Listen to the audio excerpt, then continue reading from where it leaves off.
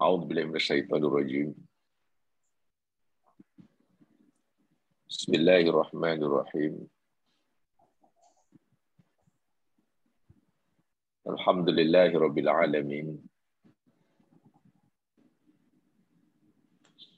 Wa bihi nasta'inu ala umurid dunya waddin.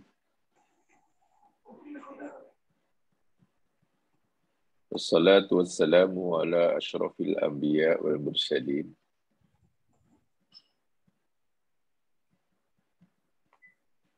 Nabiyina Rasulina Muhammad wa ala alihi wa ashabihi wa atba'ihi ila yaumiddin.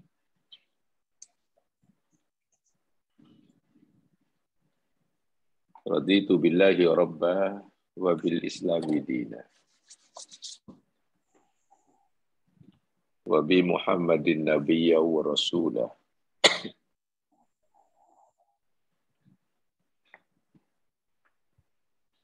Rabbi israh li sadri wa yassir li amri wahlul 'uqdatam min lisani yafqahu qawli.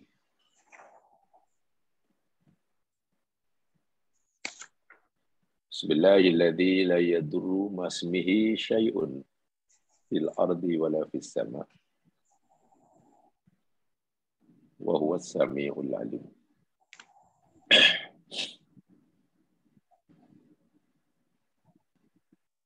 Muslimin, muslimat, para pendengar yang dirahmati Allah sekalian.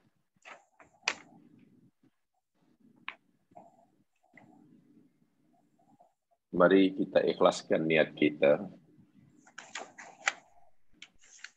semata-mata kerana mencari ridha Allah Subhanahu wa taala dalam usaha kita mempelajari, menggali makna daripada agamanya.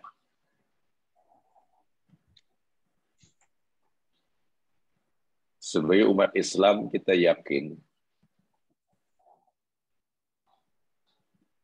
bahwa Allah menurunkan kitab suci Al-Quran, mengutuskan Rasul dan Nabi,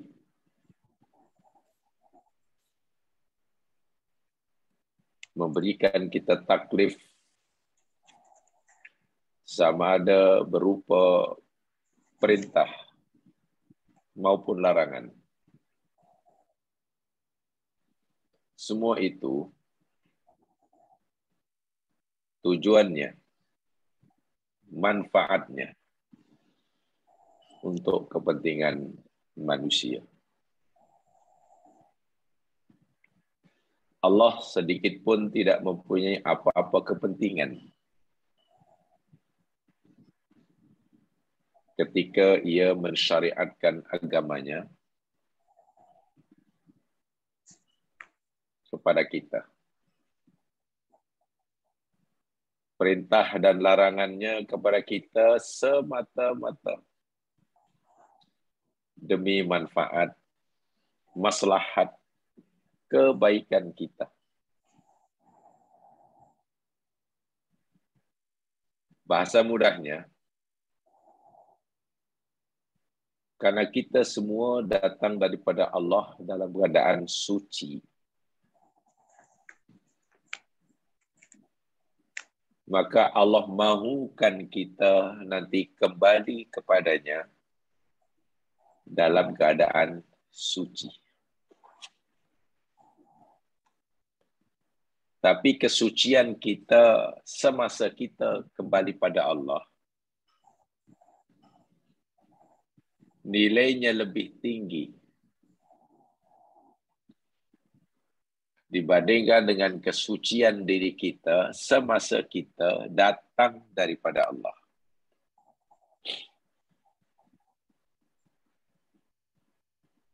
Kenapa begitu? Karena kesucian kita semasa kita datang daripada Allah, itu kehendak Allah 100%.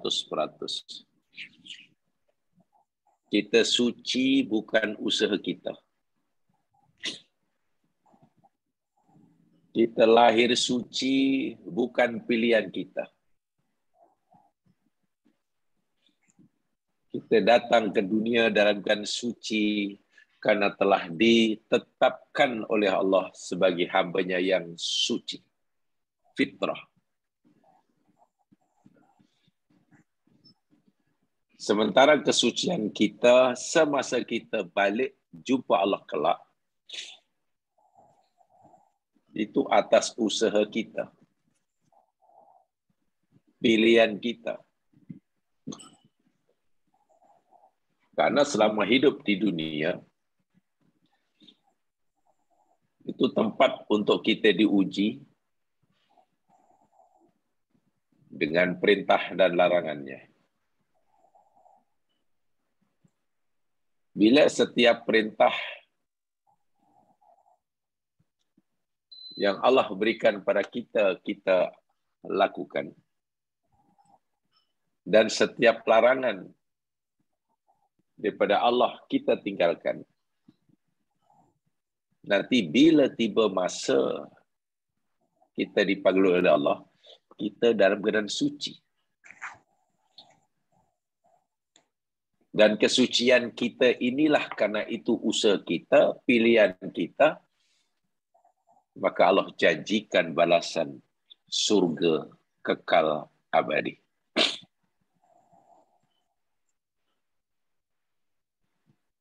Sementara bila kita semasa hidup di dunia, perintah Allah kita tidak buat, larangannya kita tidak tinggalkan, sedangkan kita mampu melakukan suruhan, mampu meninggalkan larangan, tapi kita memilih untuk meninggalkan suruhan dan melanggar larangan,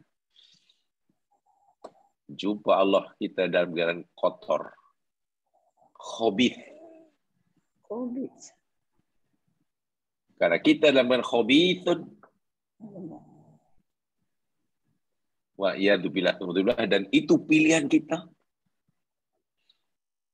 maka Allah ancamkan buat kita azab nerakanya. Wal iyadzubillah. Apa yang kita telah dan sedang kita pelajari ini, salah satu daripada cara yang Allah tetapkan agar kita nanti bila jumpa Allah, kita dalam keadaan suci. Karena semasa hidup di dunia, sekarang tadi banyak faktor-faktor yang membolehkan kita jadi kotor. Apakah perkara yang amat penting sekali untuk membolehkan kita diterima oleh Allah? Dan ini tidak boleh tidak, mesti kita miliki kalimah la ilaha illallah. Dalam pelajaran-pelajaran yang lepas, termasuk hadis Nabi yang kita pelajari, bagaimana Nabi memberitahu pada kita tentang nilai kalimah la ilaha illallah.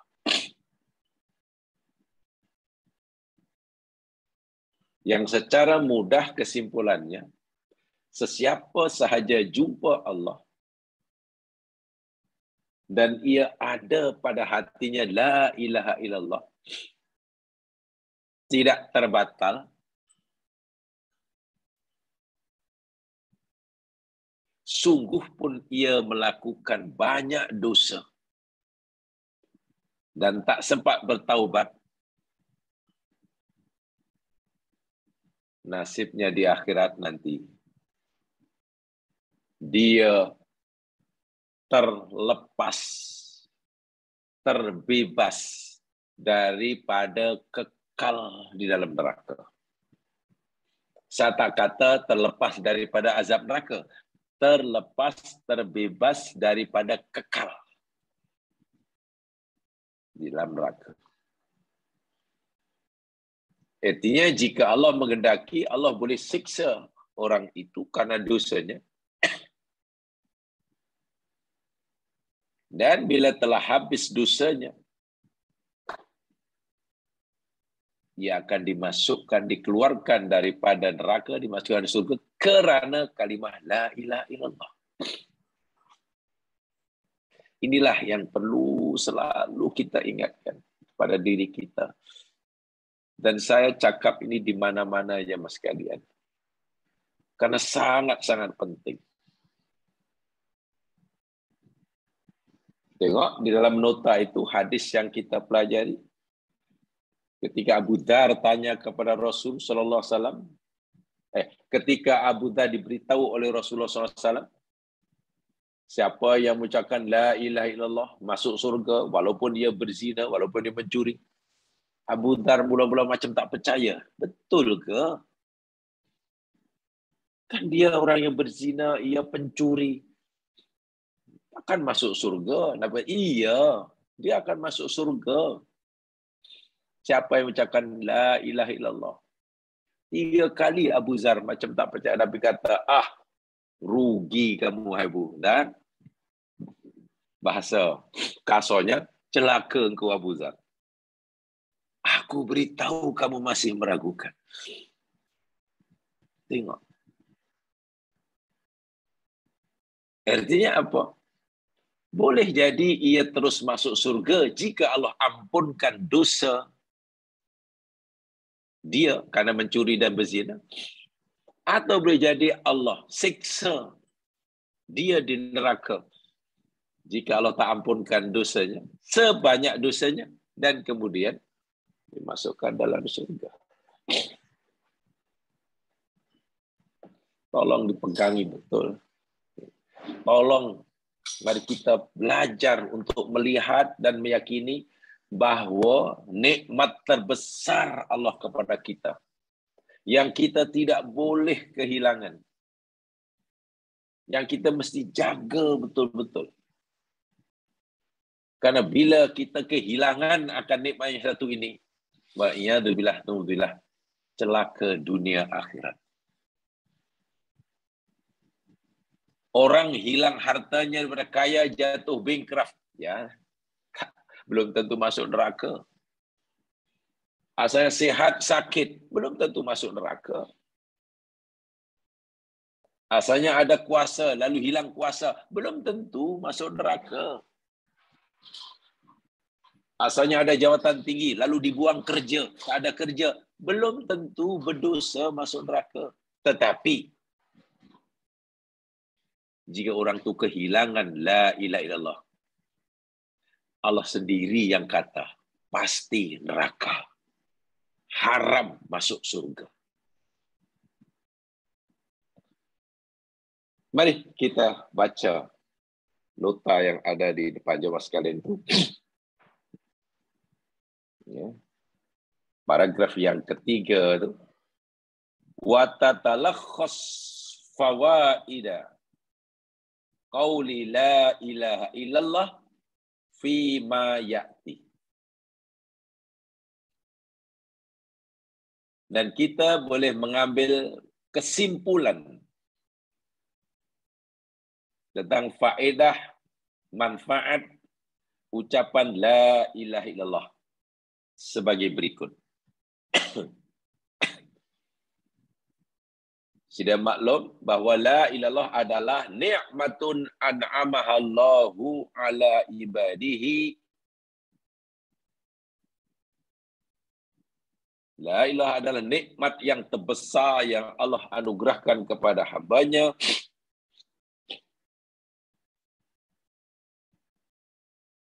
Tapi perlu difahami.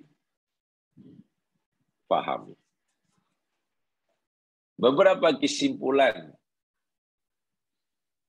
daripada kalimah la ilallah. Yang pertama, saya bacakan yang pertama tu mungkin bagi baris kalau tak boleh baca. Bara'atum minasyirki. Kalimah la ilaha illallah, yakni kalimah yang bara'atum minasyirki. Membebaskan seseorang daripada syirik. Ingat, syirik adalah dosa besar terbesar. Dosa besar terbesar atau sebesar-besar dosa besar adalah syirik. Dan dosa syirik Allah tidak akan ampunkan, pasti disiksa. Dan bila syirik itu syirik besar, ia kekal dalam neraka dan haram masuk surga. Nah, untuk mengelak daripada ini, mengelak daripada tidak mendapat pengampunan, mengelak daripada kekal di dalam neraka, la ilaha illallah. So, la ilaha illallah boleh membebaskan orang itu daripada syirik. Bila terbebas daripada syirik, maknanya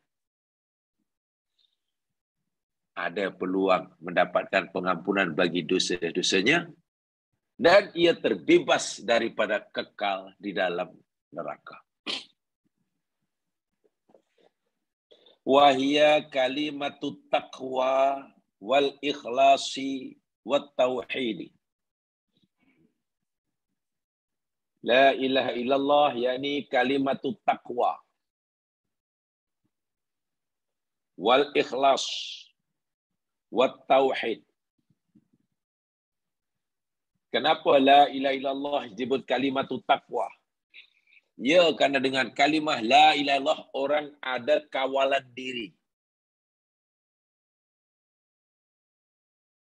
Bila ada larangan Allah dan dia punya peluang untuk melanggarnya, dia pula ingin melanggarnya, dia pula mampu melanggarnya, tetapi ia memilih untuk tidak melanggarnya. Kerana Allah. Karena la ilaha illallah. So la ilaha ini adalah kalimat taqwa. Taqwa itu mana pendinding. Penjaga. Ada kawalan. Ada break dalam diri. Keinginan untuk buat maksiat ada. Peluang untuk melakukan maksiat ada. Kemampuan untuk melakukan maksiat ada. Tetapi ia tidak melakukannya.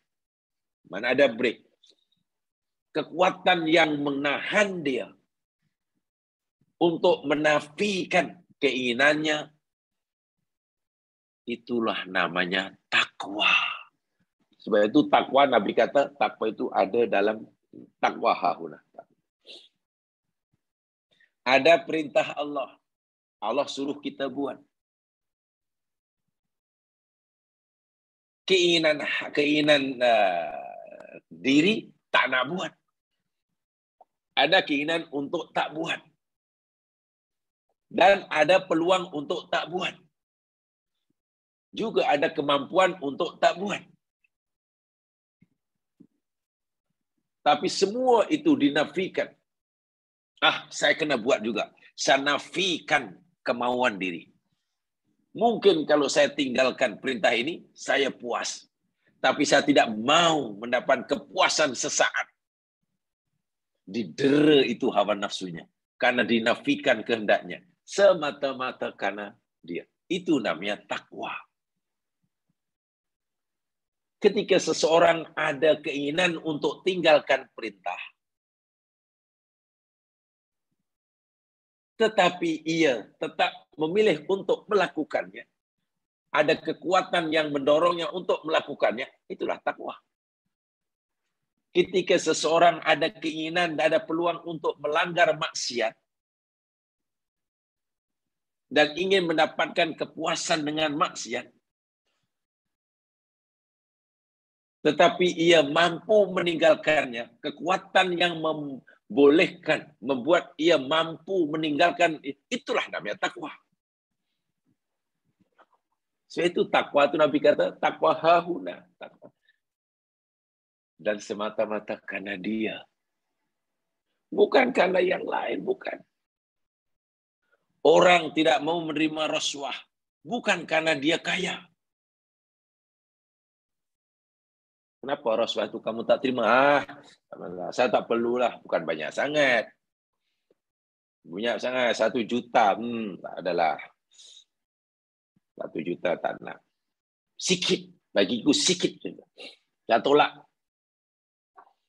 Kalau 5 juta, mungkin fikir-fikirlah. Itu bukan takwa itu.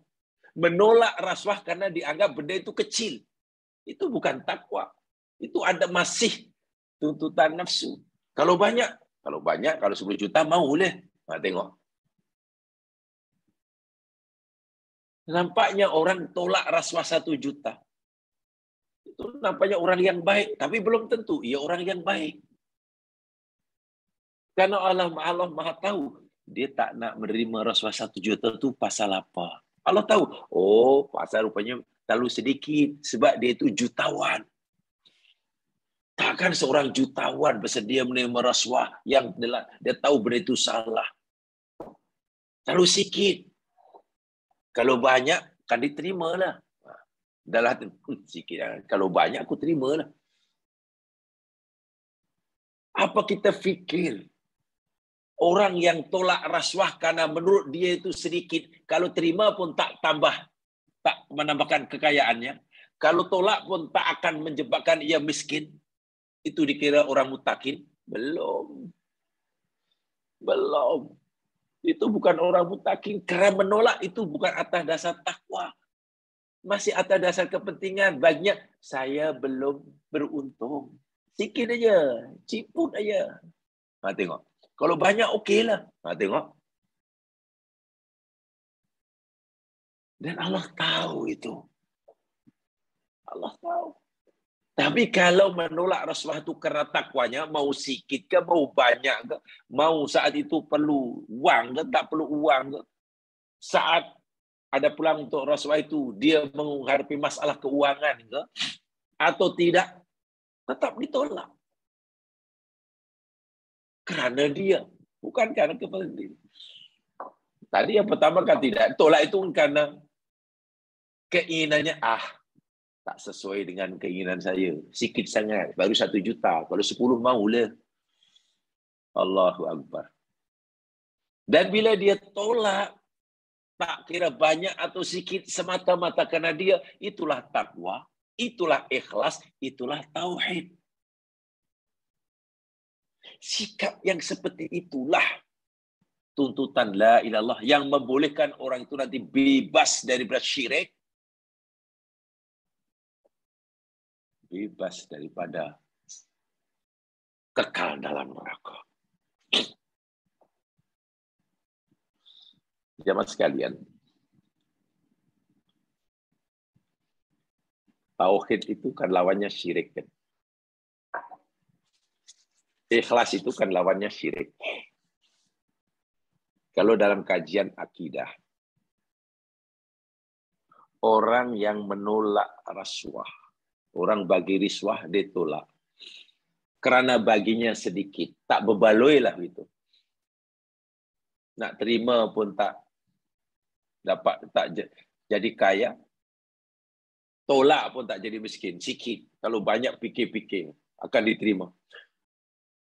Tahu tak, itu kalau dalam bahasa tauhid, itu disebut syirik.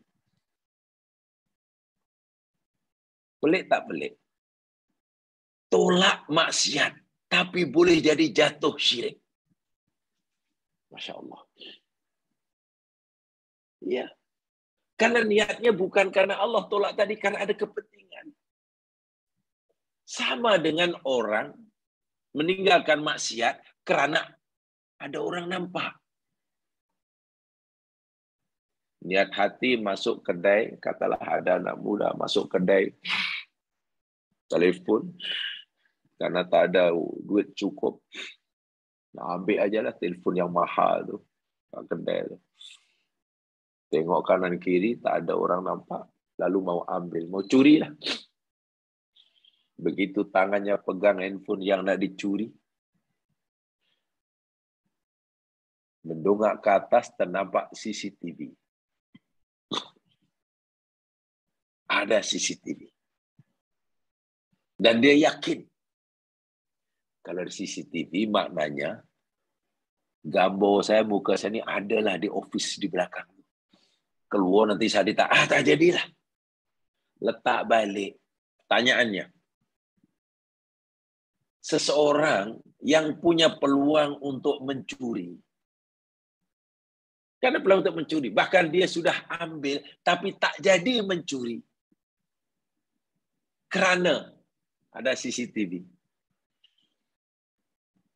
Kalau kita tanya dari segi syariat, adakah orang itu berdosa? Tak dosa lah. Kan tak jadi mencuri. Itu kalau pertanyaannya dari hukum hakam. Tak dosa. Tak jadi mencuri. Baguslah, bagus. Bagus awak. Itu dari segi syariah, tak dosa. Bagus. Tapi coba kalau tanya dari sudut akidah. Awak tak jadi mencuri itu pasal apa? Ada CCTV lah. Apa ini bermakna kalau jika sekiranya waktu tak ada CCTV apa-apa? Ya iyalah. Dia bukan takut pada Allah, takut pada CCTV. Tengok. Tinggal larangan Allah bukan karena Allah. Bukan karena Allah.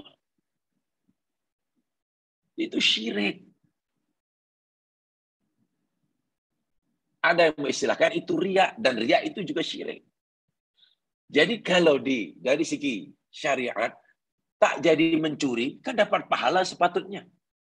Sepatutnya kalau kita lihat dari amalan zahirnya. Tapi Allah Subhanahu wa taala akan menilai apakah faktor yang mendorong budak ini tak jadi mencuri. Kerana takut akukah? Ingat azabkukah? Atau karena takut diketahui oleh orang ke? Karena CCTV. Kalau karena CCTV, budak itu walaupun tak jadi mencuri, bukan dapat pahala. Tapi malah dapat dosa. Dosa apa itu? Dosa syirik tu. Nah, di sini kita jangan kemudian berpikir ya, kalau itu mana yang lebih baik? Jadi mencuri atau tidak? Sebab kalau jadi mencuri, dosanya dosa mencurinya. Kalau dia terus mencuri, dosanya dosa mencuri. Namanya dosa zahiriah. Kalau tak ada jadi mencuri, sedangkan ia takut CCTV, dosanya dosa batiniah. Dosa batiniah itu lebih berat daripada dosa zahiriah. Kalau begitu, elok teruskan mencuri aja lah. Sekurang-kurangnya dia hanya dosa zahiriah. Mungkin orang akan fikir begitu. Tapi ada hadis yang lain. Apa hadisnya? Kullu ummati mu'afan illal mujahirin. Setiap umatku akan diampunkan dosa dan kesalahannya. Ya, buat salah, mohon ampun, Allah akan ampunkan. Buat salah, banyak mana pun, tak ampun Allah. Illal mujahirin. Kecuali mereka yang dengan sengaja melakukan kesalahan. Secara demonstratif, ia melakukan kesalahan. Kayak itu jelas tuh. Dah nampak orang ambil juga. Itu makna buat dosa secara sengaja, secara terang-terangan. Nah, orang macam ini dosanya, dosa mencuri tak diampun. Berat juga. Jika ia tak jadi mencuri, kerana takut Siti, jatuh syirik. Jika ia mencuri juga, walaupun itu dosa zahiriyah, dosanya tak diampun. Karena mujaharah. Tapi macam mana supaya selamat daripada dosa zahir, dosa batin? Ya, tinggalkanlah keinginan untuk mencuri tadi semata-mata karena takut Allah. Yang motivate diri, yang mendorong, yang menggerakkan hati untuk tak meneruskan niatnya, itu karena Allah. Itulah takwa, itulah ikhlas, itulah tauhid. Apa saja. Yang mencuri itu hanya sekedar contoh aja. Rasulullah itu contoh aja. Buat perintah demikian juga. Inilah pentingnya mengetahui akidah. Contoh kecil. A dan B berkawan. Ya kawan, A, B, C ini semua kawan baik, kawan baik. Tapi masanya A dan B ini berkawan nampak hanya A dengan B hanya nampak luar aja lah baik, tapi hatinya sebenarnya bengkak. Tak ngam sebenarnya. Pasal selalu tak tahulah apa masalah dan masalahnya. Tapi dari segi luaran nampak okey lah. Tiba-tiba B ini meninggal katalah. Meninggal. Sebelum meninggal itu sebenarnya sudah gaduh lah, sudah memang kecil hati, kecewa sungguh lah A ini. Semua orang pergi takziah. C, D, E, F, G semua kawan-kawannya. A ini sebab salah. Aku ni nak pergi takziah atau tidak. Kalau ikutkan hati, ya memang tak akan tengoklah muka dia walaupun dah meninggal. Sakit hati saya. Hati saya sakit. Dengan perbuatan B. Luka dalam hati ini. Tak hilang. Fikir, tapi ini meninggal. Macam mana? Aku pergi ke tidak? Takziah atau tidak? Dalam hati. Kalau ikutkan hati memang tak nak pergi. Walaupun takziah, walaupun tak nak mau tengok muka dia walaupun dah meninggal. Tapi kalau aku tak pergi nanti apa kata kawanku yang lain? Hatinya berkata-kata begitu. Pergilah. Kalau tak pergi nanti apa kata orang? Nasnya pula, jangan. Dia tu menyakiti kamu. Pergi tidak, pergi tidak. Akhirnya dia bilang, tak apalah. Saya pergi jugalah. Sebab aku tak pergi nanti apa kata orang? Apa kata orang jika aku tak pergi takziah? Tengok. Apa kata takziah macam itu kerana Allah? Itulah namanya syirik. Namanya riak. Sepatutnya pergi takziah dapat pahala. Tapi malah dapat dosa. Kalau itu lebih baik tak payah takziah. Tak. Masya Allah. Hati-hati je Mas Kilan. Jadi tidak semudah hanya la ilaha illallah. Gitu saja. Ada tuntutan dia. Ada tuntutan daripada la ilaha illallah. Faham ya? Innallaha ta'ala khalaqal khalqa.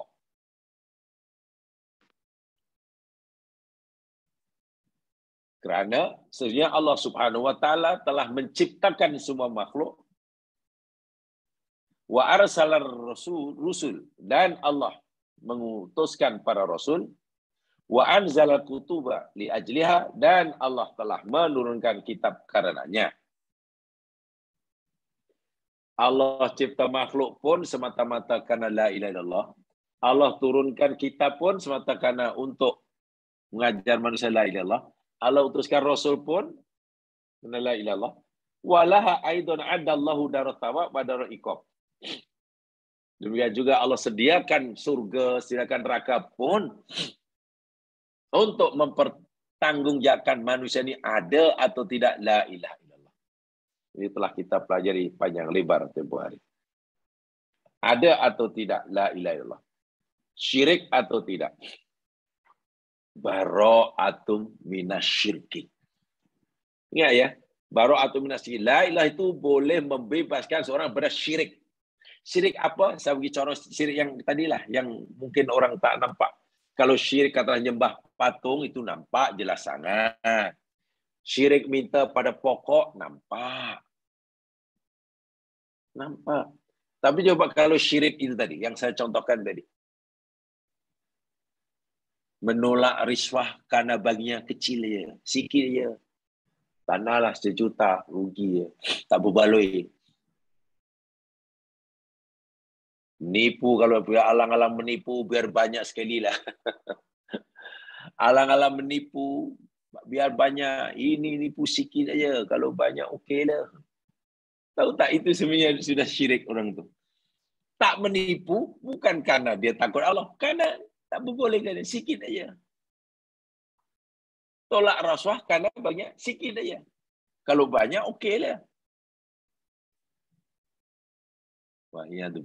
Inilah syirik yang kadang-kadang ramai orang tidak memahaminya.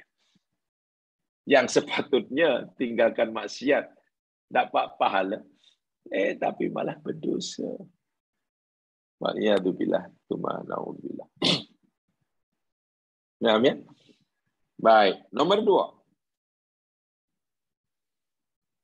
Miftahul jannati. Ya. Miftahul jannati. Kalimah la ilaha illallah itu adalah miftahul jannah. Kunci surga. Surga itu tempat nikmat. Di dalam Al-Quran, dalam hadis Nabi, Quran itu ada, surga itu ada pintu-pintunya. Ada pintu. Ya, bahasa kita, kalau ada pintu, nak buka mesti pakai kunci.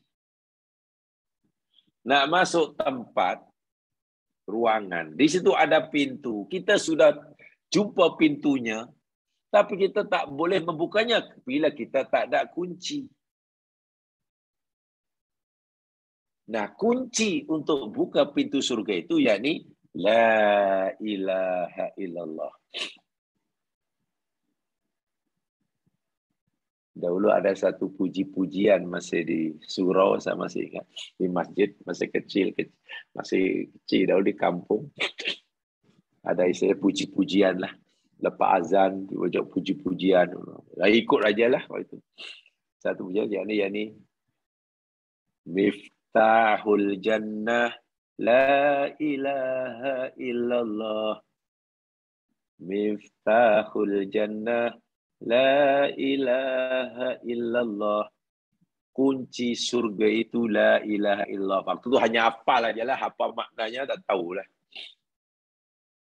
Bermakna bila orang itu punya la ilallah dibawa mati dan tidak terbatal, maknanya sudah punya kunci pintu surga.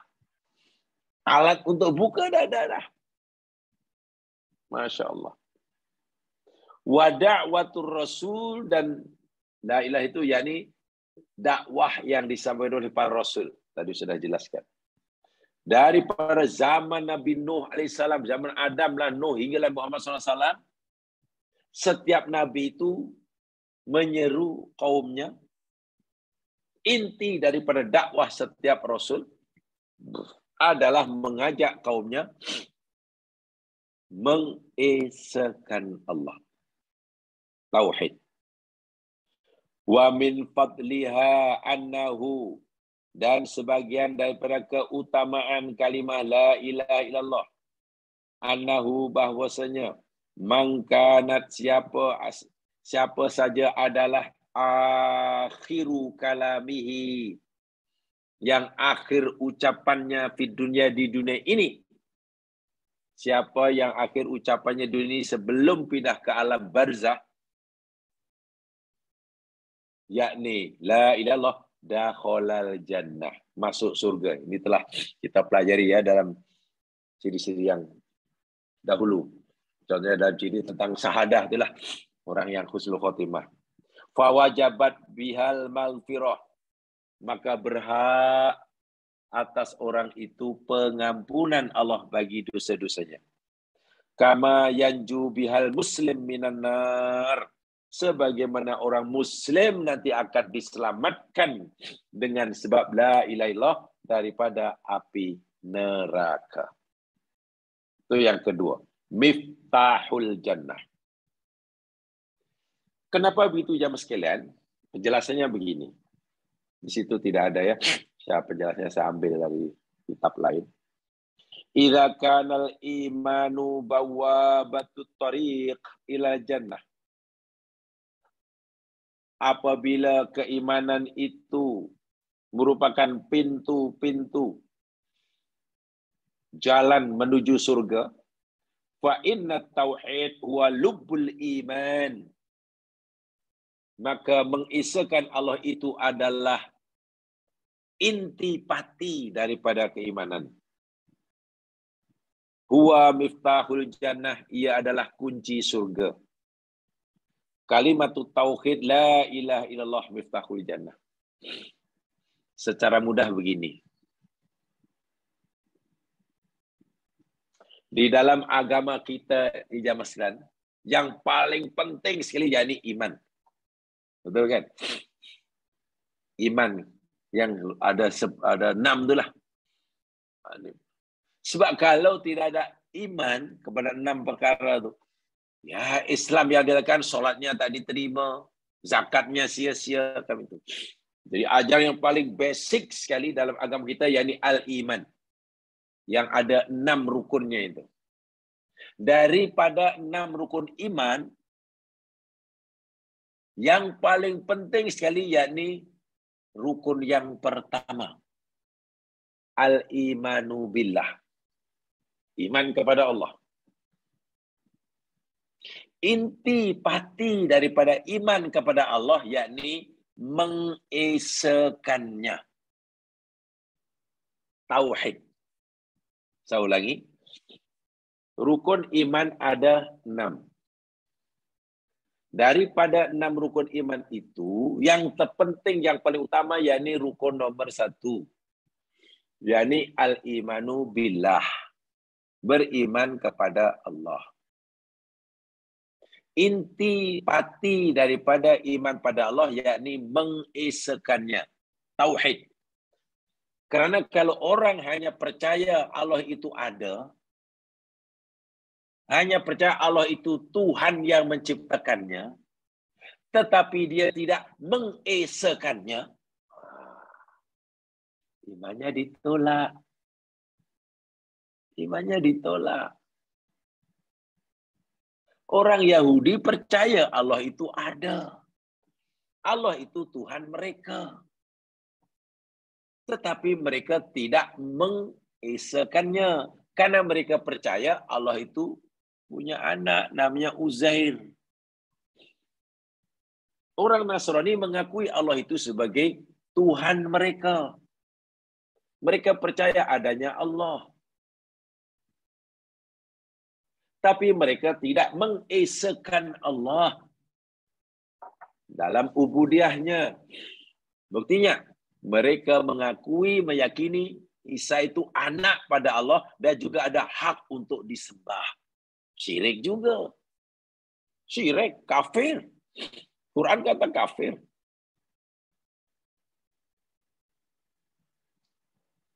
Saya pernah cerita tempoh hari.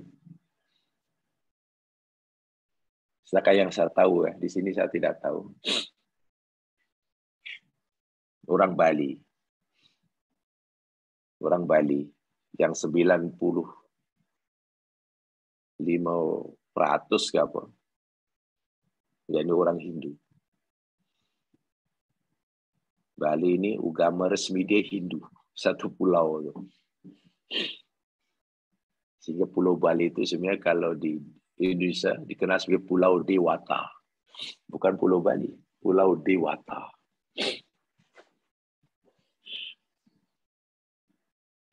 Orang Bali itu percaya adanya Tuhan yang paling kuasa. Dan yang paling kuasa itu hanya satu. Kata Hindu Bali lah. Mereka percaya ada Tuhan yang paling kuasa. Ketua dia lah. Itu paling besar sekali. Tapi adalah pembantu-pembantu. Ada kaki tangan.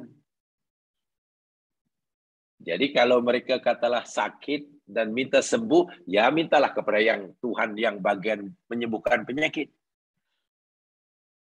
Kalau ingin nak jualannya laris, ya mintalah pada Tuhan yang menjaga perniagaan.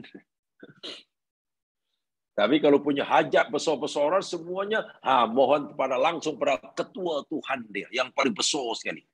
Paling tinggi sekali. Namanya Sang Yang Widi. Nama dia. Mereka kata Sang Yang Widi. S-A-N-G, Sang Yang, Y-A-N-G, Yang Widi. W-I-D-H-I. Widi. Sang Yang Widi itu paling besar sekali. Nah, itu ceritanya dalam sejarah.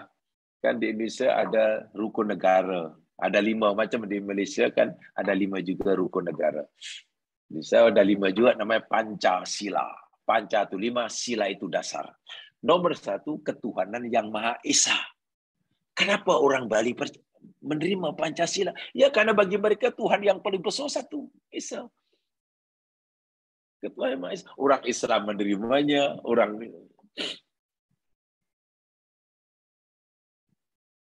Nah, kalaulah seseorang saya tadi dalam agama kita yang paling penting yakni rukun iman. Dari 6 rukun iman yang paling penting sekali rukun iman yang pertama, iman pada Allah. Inti pada iman pada Allah mengesakannya.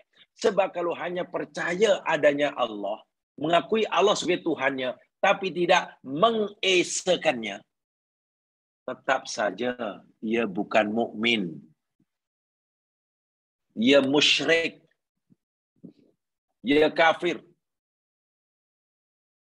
Wa'iyadzubillah tumadzubillah.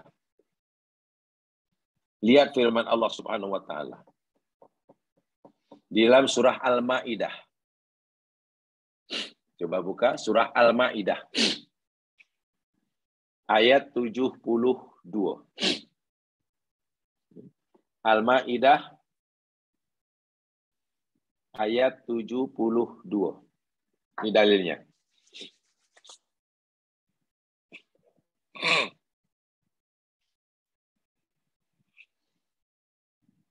Jadi saya ulangi, dalam agama kita yang diajar oleh Nabi, yang terpenting sekali yakni iman.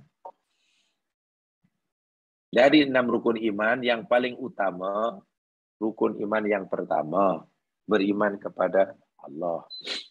Intipati daripada beriman pada Allah, yakni mengesakannya. Karena jika orang itu hanya percaya adanya Allah, mengakui Allah sebagai Tuhannya, tapi tidak mengesakannya, runtuh. Sendi-sendi keimanannya runtuh. Amalnya ditolak. Bahaya tak bahaya? So, mengesakan Allah, tauhid itu nomor wahid. Tengok apa kata Allah dalam surah Al-Maidah ayat 72. A'udzu billahi minasy syaithanir rajim. Laqad kafara alladziina qalu innallaha huwal masih ibnu Maryam wa qala al-masih ya bani Israil a'budullaha rabbi wa rabbakum.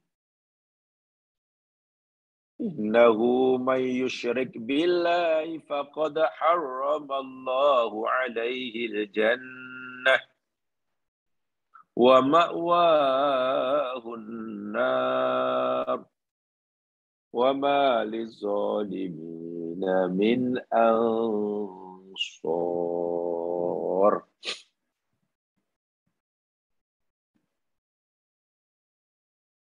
Lakot demi sesungguhnya. Kafaro telah kufur. Allah yang kata ya. Demi sesungguhnya telah kufur. Siapa? Alladzina, orang-orang yang qalu, mereka berkata, mereka berkeyakinan. Innallaha huwal masihu ibnu Maryam. Sesungguhnya Allah itu adalah Isa ibnu Maryam. Tengok.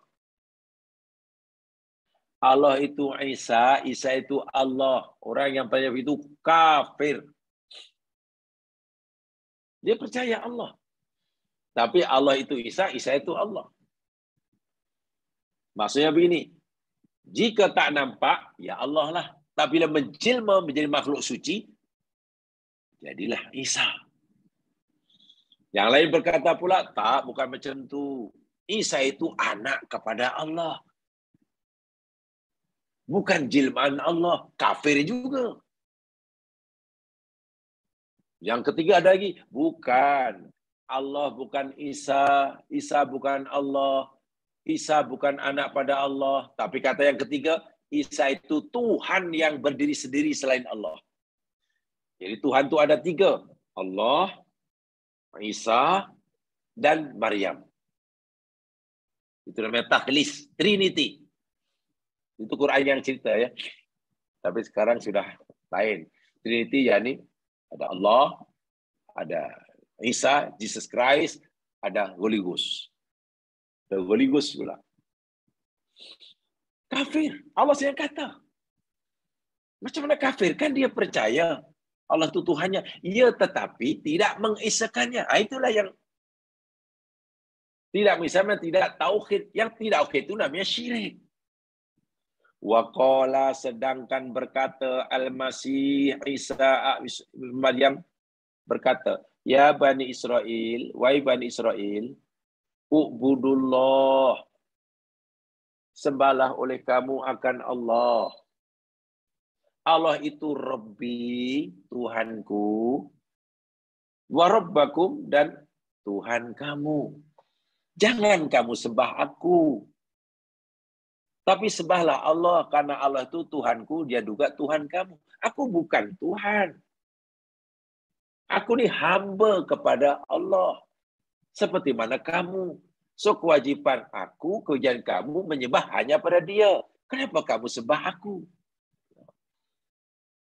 Sungguh pun kamu mengakui Allah itu sebagai Tuhan, tapi bila kamu mengakui juga, meyakini juga, aku ini anak Tuhan atau berhak kamu sembah, batal iman kamu. Innahu, sungguhnya, man siapa saja, yusyrik, yang syirik billah dengan Allah, faqad harramallahu alaihil jannah. Subhanallah. Maka sungguh Allah telah haramkan ke atasnya surga. Haram masuk surga. Bila haram masuk surga di akhirat itu hanya ada dua tempat. Kalau tidak surga, ya neraka. Bila masuk surga itu haram, wa ma'wahu jahannam. Tempat kembalinya neraka lah. Dan bila masuk neraka, tak kira lah orang itu di dunia dahulu raja ke, menteri ke, sultan ke. Bila dah syirik dan masuk neraka, wa ma lizalimina min ansor.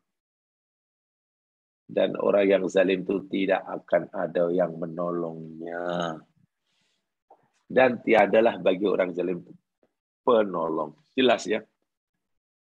Jadi bezakan antara beriman kepada adanya Allah, kepada Allah, dengan mengesakannya. Itu dua hal yang berbeza. Sekadar beriman akan kewujudan Allah, sekadar beriman bahwa Allah itu Rabb-nya, ya belum dapat menyelamatkan dia daripada neraka. Yang boleh menyelamatkan orang daripada neraka itu bukan sekadar mengakui Allah sebagai Tuhannya, tetapi mengesakannya, mentauhidkannya. Karena bila sudah mentauhidkan, orang itu bebas daripada syirik, punya kunci surga. Nah, ini yang kita nak hadiahkan. Kalau ditanya, adakah awak percaya adanya Tuhan? Percaya. Siapa nama Tuhan awak? Allah. Siapa yang cipta bumi langit? Allah. Siapa yang cipta? Allah. Selesai. Belum. Belum. Kita belum boleh bangga. Karena nanti yang ditanyakan bukan adakah kamu percaya adanya Allah atau tidak? Bukan. Mengesakan Allah ataupun tidak. Itu yang ditanyakan. Apa yang ditanyakan oleh Allah? Mengesakan ataupun tidak. Paham ya? Sehingga dalam hadis Nabi telah kita pelajari tiap hari, man syahida alla ilaha illallah, siapa yang bersaksi bahasanya tiada Tuhan yang bisa melainkan Allah, wajabat lahul jannah. Pasti ia akan masuk surga. Dalam hadis Ibnu Umar, riwayat Imam Suyuti, dan antara hadisnya adalah sahih. Sahih. Paham ya? Yang ketiga. Nah, inilah yang sesuai dengan tajuk kita. Poin yang ketiga itu. Kalimah la ilaha illallah sababun fi dukhulil jannati wal itqi minan nar. Ini kan tajuknya. Kalimah la ilaha illallah yakni sababun fi dukhulil jannati wal itqi minan nar. Kalimah la ilaha yakni sebagai asbab. Sebab untuk membolehkan seorang itu masuk surga dan merdeka daripada neraka. Merdeka daripada neraka. Tapi idas taufat syurutuha. Apabila telah terpenuhi syarat-syaratnya. Syarat-syarat la ilaha itu telah terpenuhi. Wantafat mawani'uha. Dan telah tiada sesuatu yang menghalang keabsahannya. Syarat-syarat kesempurnaannya telah dipenuhi. Dan tidak ada sesuatu yang menghalang keabsahannya. Sebagaimana sabda Rasul sallallahu alaihi wasallam, "Fa innallaha harrama 'alan nar." Sesungguhnya Allah Subhanahu wa taala mengharamkan seseorang masuk neraka siapa yang mengucapkan la ilaha illallah yabtaghi bidzalika wajhallah. Semata-mata kerana mencari keridhaan Allah. Bukhari Muslim. Nah, apakah syarat-syarat yang perlu dipenuhi untuk membolehkan kalimah la ilaha illallah ini sempurna dan diterima? Itu nanti ada di bawah penjelasannya. Ya. Nanti akan sampai di bawah penjelasannya. Syarat-syarat yang mesti dipenuhi oleh kita bila kita telah mengucapkan la ilallah dan la ilaha itu diterima oleh Allah sebagai pembebas diri kita daripada syirik, sebagai kunci surga, penyebab masuk surga dan sebab merdeka kita daripada api neraka, mesti ada syarat-syaratnya telah dipenuhi. Dan tidak ada perkara-perkara yang menghalang keabsahannya. Apakah syarat-syarat la ilallah perlu dipenuhi itu? Nanti di belakang. Di belakang nanti sudah ada itu. Jadi saya tidak jelaskan sekarang. Tidak jelaskan sekarang. Baik. Yang keempat. Itu yang 5 ya. Itu 4 tuh. Silap tuh.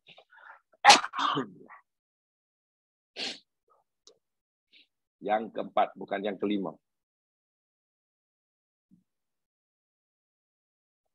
Afdalul kalami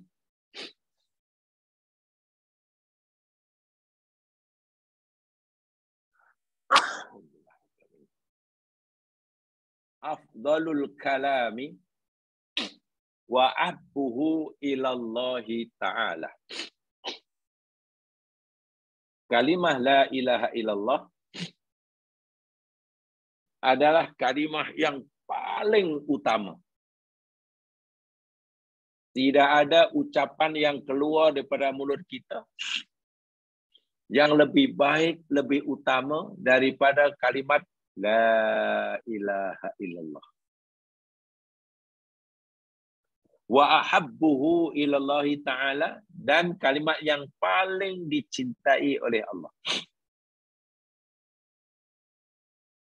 Tidak ada kalimat yang keluar daripada mulut kita yang lebih dicintai oleh Allah melebihi daripada kalimat La ilaha illallah. Baca Quran, mulut kita mengeluarkan suara bacaan Quran, Allah suka. Ya, betul, Allah suka. Jumpa kawan kita baca, itu ucapan Assalamualaikum, Allah suka. Allah suka. Tapi dari sekian banyak kalimat yang terkeluar daripada mulut kita, yang paling disukai, dicintai oleh Allah, yakni kalimat La ilaha illallah. 4 patah kata. Terdiri pada 12 huruf. Terbina daripada root word lam, hamzah, ha. 3 ya. Jadi kalau kita mahulah sentiasa dilimpahi kasih sayang oleh Allah, kalau kita mahulah ucapan yang keluar pada mulut kita ini sentiasa dicinta oleh Allah, janganlah kita bermalas-malasan untuk selalu mengucapkan La ilaha illallah. Yang terjemahannya, tiada Tuhan yang berhak disembah kecuali Dia. Tiada Tuhan yang berhak untuk kita jadikan tujuan hidup kecuali Dia. Tidak ada Tuhan yang boleh kita jadikan alasan untuk buat sesuatu atau meninggalkan sesuatu kecuali Dia. Buat sesuatu kerana Dia. Tinggal sesuatu kerana Dia. Itu maksud la ilaha illallah. Mengesakannya. Tauhid. Bayangkan. Kalaulah kita selalu dicintai oleh Allah kerana mulut kita tak kering, sentiasa basah dengan la ilaha illallah. La ilaha illallah. Masyaallah. Dan tidak perlu menunggu lepas solat. Betul, ada bacaan selepas solat, satu di antaranya la ilaha illallah, betul. Itu Nabi memberitahu salah satu bacaan yang kita digalakkan membaca selepas solat.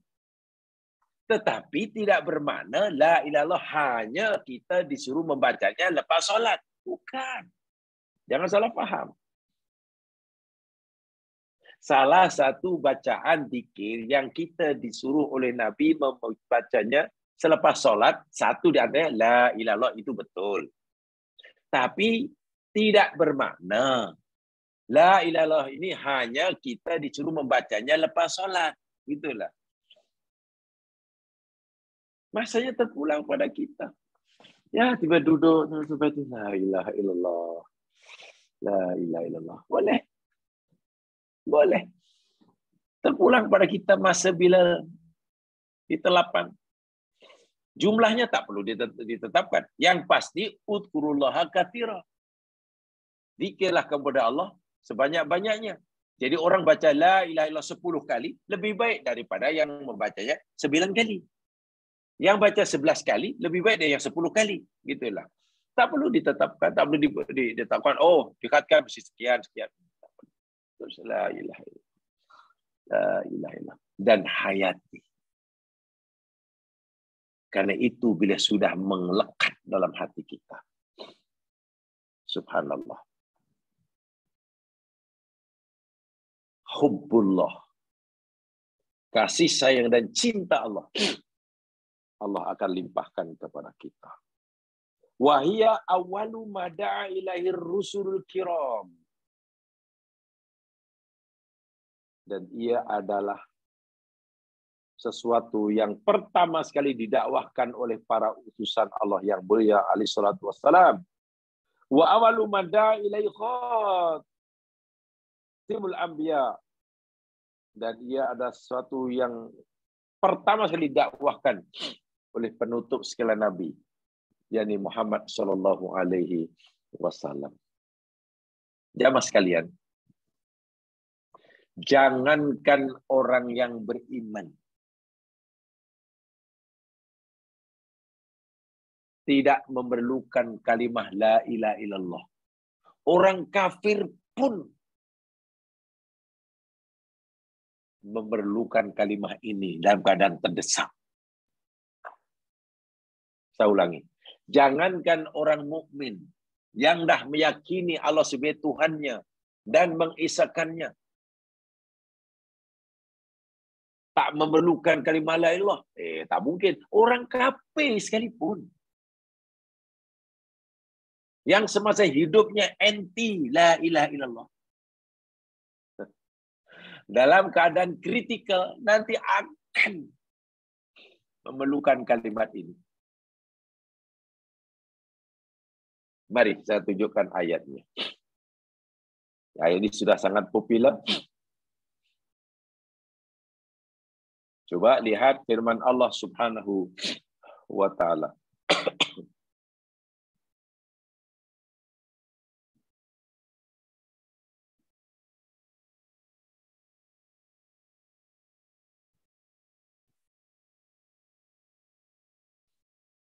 Di dalam surah Yunus.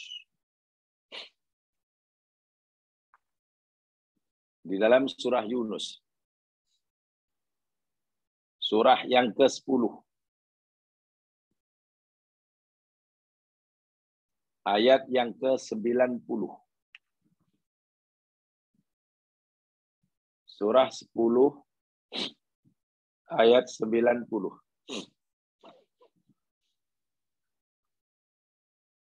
A'udzu billahi minasy syaithanir rajim.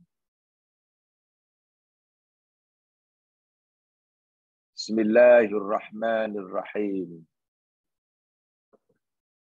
Wajawazna bi bani Israil al-bahr.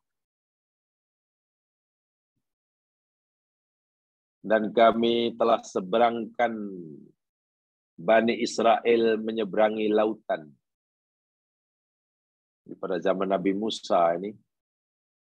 Fa'atba'ahum fir'aun wa junuduhu. Lalu mengikuti mereka dari belakang oleh Fir'aun dan bala tenteranya. Baghyan wa adwa, karena kezaliman mereka dan permusuhan mereka. Karena bencinya Fir'aun kepada Bani Israel. Karena kezalimannya kepada Bani Israel. Fir'aun sanggup mengejar Bani Israel. Di bawah komando Musa menyeberangi laut yang terbelah. Musa dan Bani Israel telah selamat di pantai sebelah sana.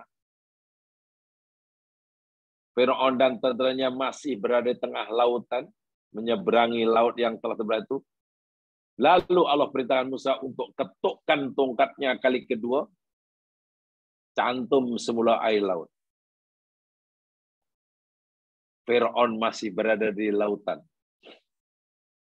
Ketika Fir'aun sudah mendekati kematian karena mati lemas, hatta idza adrakahul gharq.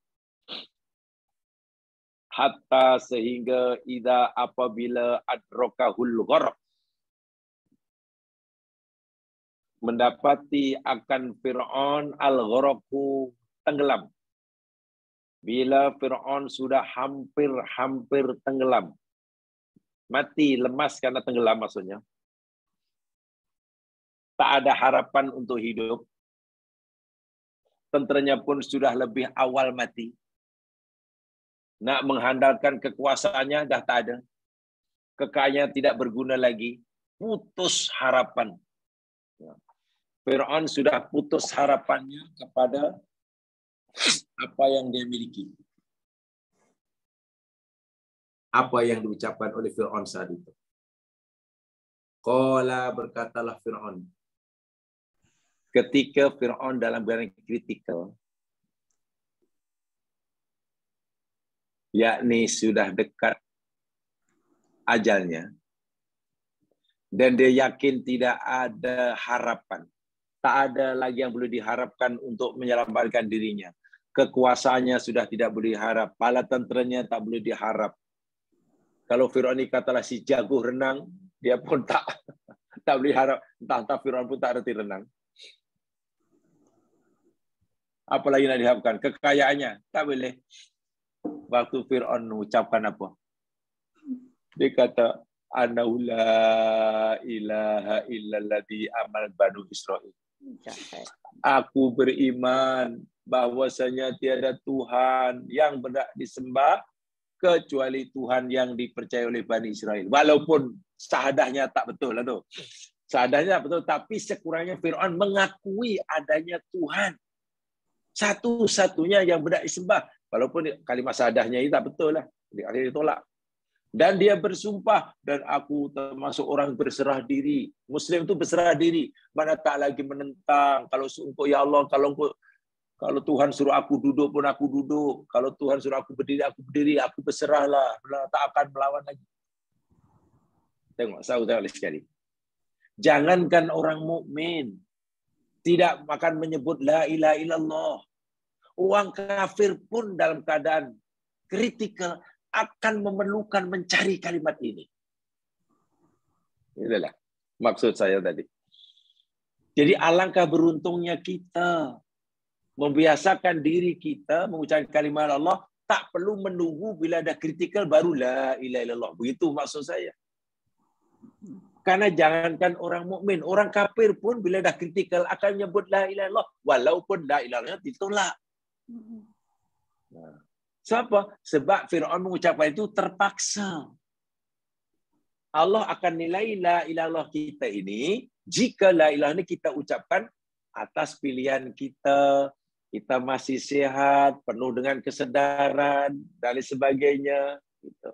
Jadi mengisahkan Allah itu mesti berdasarkan ikhtiar kita, kebebasan memilih kita, kesedaran, keinsapan kita, bukan terpaksa.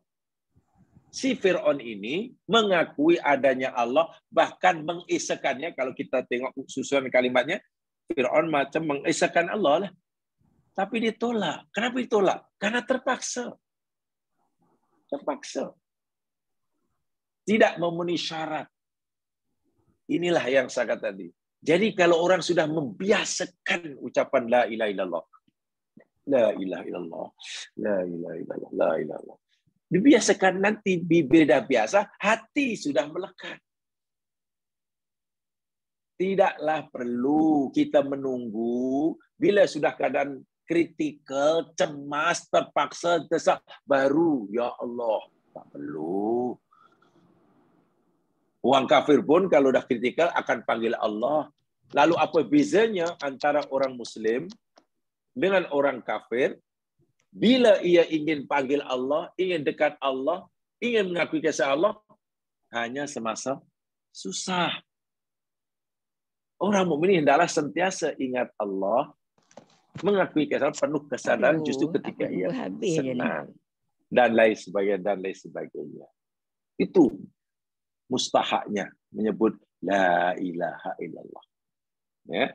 Jadi kalimat yang paling afdal, paling utama, ucapan yang paling dicintai oleh Allah Subhanahu wa taala, yang setiap manusia pasti akan memerlukannya, akan mencarinya suatu saat.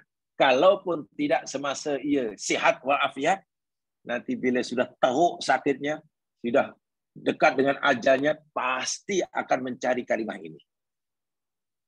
Kan lebih baik kita memilikinya dari awal-awal lagi dan tak pernah berpisah dengannya. Itulah, tak berpisah dengannya. Beruntung kita, dan itu nikmat yang paling besar. Karena dengan nikmat la ilaha illallah, Orang akan selamat daripada api neraka dan layak masuk surga. Harta yang banyak belum tentu. Belum tentu, saya tak kata tidak ya, belum tentu membolehkan orang itu masuk surga. Belum tentu. Walaupun dengan harta pun orang boleh masuk surga jika dia tidak menyalahgunakannya. Dengan kuasa yang di tangannya, belum tentu ia selamat daripada api neraka. Walaupun dengan kuasa, orang bolehlah menggunakannya untuk menyelamatkan di neraka. Tapi dengan la ilaha illallah, tak kira kita ada kuasa ke, tak ada kuasa ke, jadi rakyat ke, jadi pemimpin ke, kaya ke, miskin ke, orang pandai ke, kurang pandai ke, orang awam ke, golongan profesional ke, orang dahulu, orang sekarang ke, kampung ke bandar, asal ia punya la ilaha illallah, nasibnya nanti sama di akhirat. Masuk surga.